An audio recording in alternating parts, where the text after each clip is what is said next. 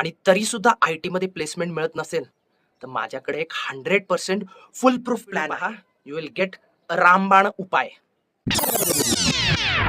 Attention arts, commerce and science students.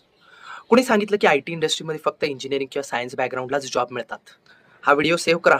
I टीमध्ये कसं घुसायचं ते सांगतो. नमस्कार, मी सौरभ माळवे, इंटेलेज आय टीमधून आपला माणूस, मराठी माणूस.